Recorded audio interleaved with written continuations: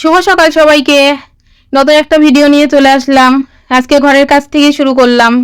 সকালে উঠে ঘুম থেকে উঠে বাসি সাজো কাজ সেরে আমি চান করে পুজো দিয়ে এই যে চা খেয়ে চলে এসেছি ঘরের কাজ করতে। এখন ঘর গুছিয়ে তারপরে যাব সকালের নাস্তা তৈরিতে।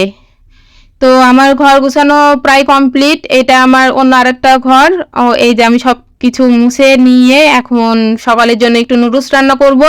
তার জন্য আমি তো একটু পটল, গাজর, আলু আর পেঁয়াজ দিয়ে নুডলসটা তৈরি করব। তার জন্য সব কিছু ধুয়ে কেটে নিচ্ছি, ছিলে নেবার পরে বটিতে আমি ছুরি দিয়ে নিব। তো এই শিলার এইটা তো আমি সেই দিন মেলা থেকে নিয়েছিলাম। তো অভ্যাস নেই তো নতুন নতুন, সেই জন্য একটু সমস্যাই হচ্ছে। তো যাই হোক, এই যে আমার কেটে বেছে নেওয়া কমপ্লিট।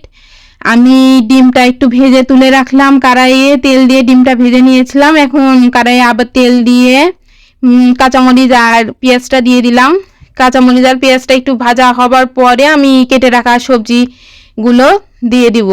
সবজির মধ্যে ছিল আর কি গাজর, আলু আর 2টা পটল। এই সবজি ছিল। আমার একটু সবজি দেওয়া নুডলস করতেই বেশি ভালো লাগে আর কি, খেতেও ভালো লাগে, এই জন্য আর কি সবজি দেওয়া।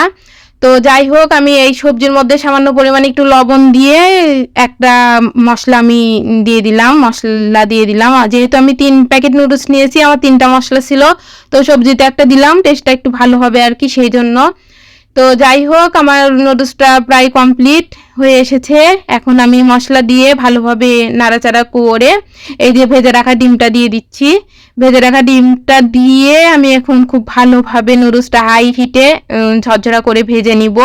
তো নুডলসটা খেতে খুব ভালো হয়েছিল আর খুব ঝরঝরাই হয়েছিল। এই যে এখন খাবার খাবো।